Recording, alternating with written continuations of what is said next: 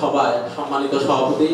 Eve teasing, বাল্যবিয়ে ও মাদক বিরোধী শপথ গ্রহণ করেছেন শিক্ষার্থীরা। বসুন্ধরা শুভ সংঘ লক্ষ্মীপুর জেলা শাখার আয়োজনে সোমবার শহরের ন্যাশনাল আইডিয়াল স্কুল অ্যান্ড কলেজে এই আয়োজন করা হয়। এ সময় শুভ সংঘের সভাপতি ও লক্ষ্মীপুর প্রেস ক্লাবের সাধারণ সম্পাদক সাইদুল ইসলাম পাবেলের সভাপতিত্বে প্রধান অতিথি ছিলেন শুভ সংঘের উপদেষ্টা ও লক্ষ্মীপুর সরকারি কলেজের অধ্যক্ষ প্রফেসর মঞ্জুরুর রহমান। বাল্যবিয়ে ও মাদক বিরোধী শপথ অনুষ্ঠানে বক্তারা বলেন, সুস্থ মানবিক সমাজ বিনির্মাণে সবাইকে সচেতন হতে হবে। তোমাদেরকে আমি বলি, এই যে মাদকের প্রথম শর্ত কিন্তু সিগারেট। আমি আজকে তোমাদেরকে অনুরোধ করব যে যারা সিগারেটের সাথে সম্পৃক্ত আছে তারা আজকে থেকে সিগারেট ছেড়ে দিবা।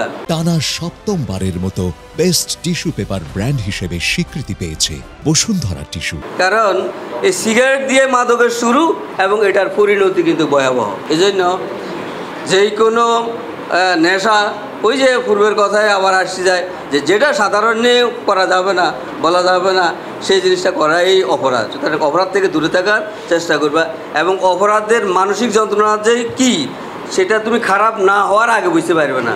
ভালো থাকা অবস্থা বুঝবে না যে খারাপের যন্ত্রণাটা কী। যারা সমাজে একবার খারাপ হয়েছে তারা বুঝে যে খারাপের যন্ত্রণাটা কী। এই জন্য এগুলো থেকে দূরে থাকবা।